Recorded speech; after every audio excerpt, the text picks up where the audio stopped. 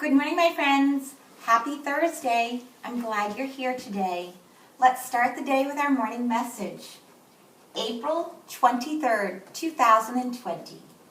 Dear friends, today is Thursday. It is cold and sunny. Can you name 3 oviparous animals? Love, Mrs. Jones. Let's start with looking at a digraph. Did you find one up here? We move along. The start of the word Thursday.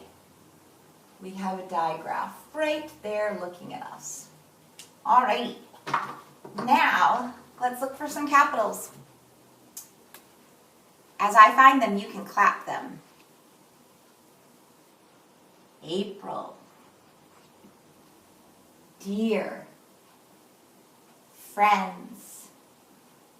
Today. Just the T in Thursday, even though it's a digraph, just the T is capital. I. C. L. M. J. Now let's find our ending marks. Period. Period. Question mark. There it is. Alrighty. So these are still ending marks. Even though it's a question, it's still telling us to stop. If we look at the pattern, ending mark, capital, ending mark, capital, ending mark. Let's count the syllables in oviparous. Ready? Oviparous. 4 in that one. This is our theme for the next 2 weeks, so I'm wondering, can you name 3 oviparous animals? And this is a clue. What is an oviparous animal? Okay. So we're going to go on now with our morning, and I wanted to do a new math thing today, which leads me into a little bit more math.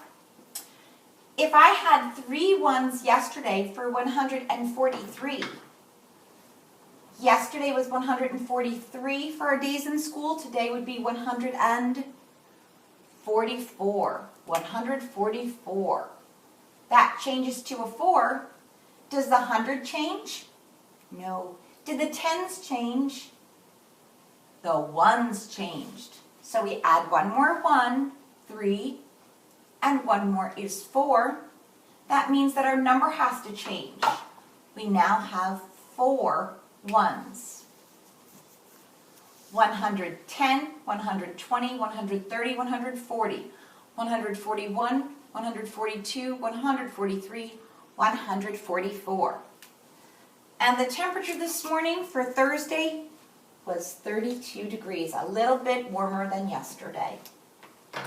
All right, so I have a new thing I want to talk about this morning for math. I'm going to erase this, and we're going to start in with something that I sort of think you're going to enjoy. I'm going to slide these over so I can get the whole board to put this up. As it goes up, I want you to notice. Take a look at this. You can see this is my in-out machine. So my in-out machine puts a number in, and another number is going to come out. Number goes in, a different number comes out.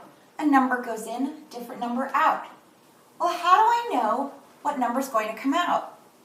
I've got a rule. My rule is an add 1. So if 8 goes in, before the number can come out, I have to apply my rule, which is an add or a plus 1. What's 8 plus 1? If you count right up, you have 8. You don't have to count 8. 8 plus 1 is 9. What's 12 plus 1? Tricky teen. 12, go up 1. 13. 30, add 1. 31. 49, add 1. So we're moving the decades there. 49, 50. 56, add 1. 57. Now, if this felt a little bit tricky to you, a tool you might want to have right at the ready is your number grid. So if your number grid is right there for you, you can find 8 and add 1 and you'd be at 9. Why do I like this? Because you can keep your numbers and keep changing the rule, or you can choose any numbers you want. So let's say, for instance, I change the rule and I go from an add 1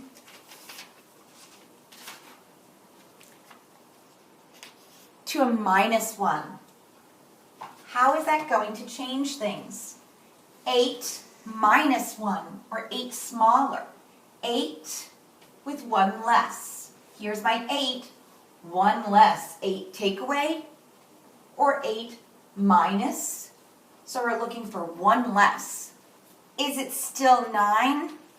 No, it changes. So now, I've changed my rule, I need to change my number. What's 8 minus 1?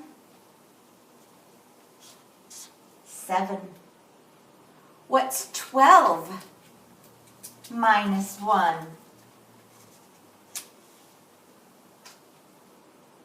Good job, 11. So now we've got a shrinking story. When we're adding, we have a growing story. But when we're subtracting or taking away, it's a shrinking story. Is 31 smaller than 30? No, we have to fix that one too. It's a different rule. 30 minus 1. If I'm tricked, I can come here if I've got my 100 grid out. 30 minus 1. 29. 49 minus 1. 48. 56 minus 1. 55. When you're playing this game, you can decide the rule and give someone the numbers. You could have them answer and then you could be the checker. Or someone else could give the numbers and then they could be the checker. I love this because you can really challenge yourself. You can decide your rule. I stayed with a +1 and a -1. But you could decide any plus you want, any minus you want, and you can choose any of the numbers. That's what I love about this. And if you have a whiteboard at home, you can keep playing over and over again and changing your numbers and not using paper, just creating, coming up with a rule, and then applying your rule for your addition, your growing stories, or your takeaway, your shrinking stories. So not only do I want you thinking about Opoporus today, I also want you thinking about what can you do with your in and out machine, and how can you challenge yourself or challenge a family member. Alrighty, so I definitely think that's kind of a thrilling Thursday idea. I'm really interested to hear what you're doing with it. I will see you tomorrow on Friday, but until then, keep a picture in your pocket and a poem in your head, and I will do the same. Goodbye for now.